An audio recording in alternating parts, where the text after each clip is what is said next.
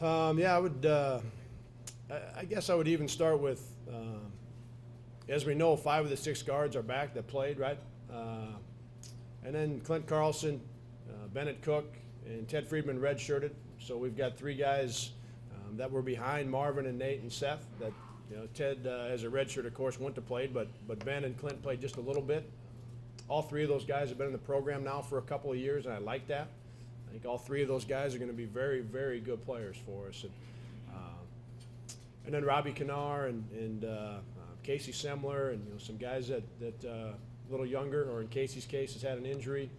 Taylor Olson's been hurt, so there's a couple guys in the backcourt that'll be joining the mix.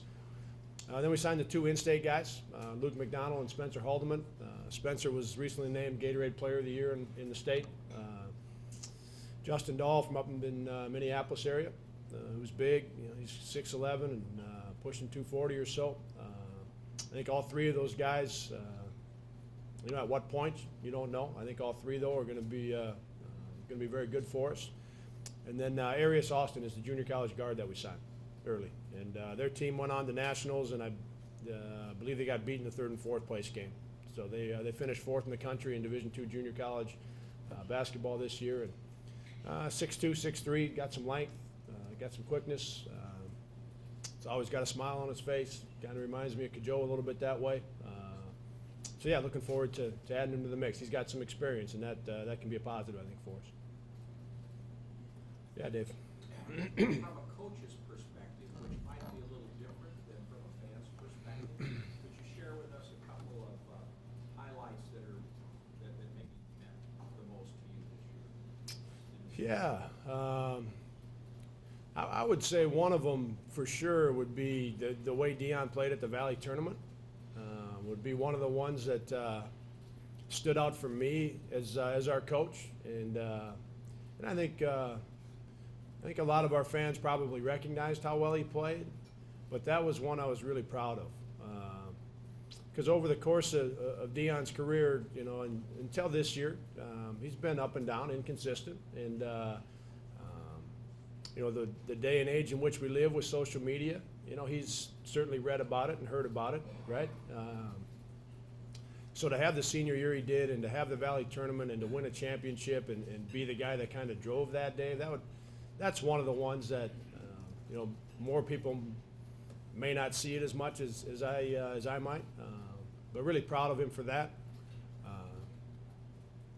Seth, the way he handled, it's fun, and you want to be the guy that gets the basketball all the time, and get the recognition and be an All-American, and you work hard to do that, and it's fun to have your name called and talked about a lot, but there's also a lot of pressure that comes with that.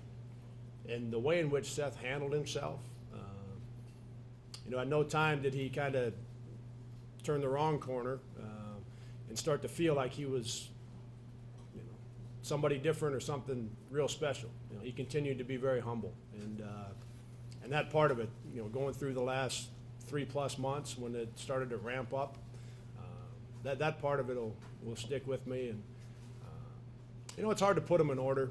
I guess the last one, and I think we probably all saw this and recognized it, the last one would be that I would talk about today would be the sacrifice that Max made. That's something that I think I talked about it more early, didn't mention it a lot as we went through the season. But that's something that had an impact every day on what we were doing. And that's something that's hard to do. I remind our guys, not that often, but from time to time, we all understand that sacrifice is important. It has to be part of what you're doing if you're going to have a really good group. But it's just more fun and easier when the guy next to you has to be the one to sacrifice, right? I mean, that's just the way we all are. In Max's case, it didn't matter that it was him. So his example, and again, I don't want to put them in order because they're all pretty special, but his example was terrific.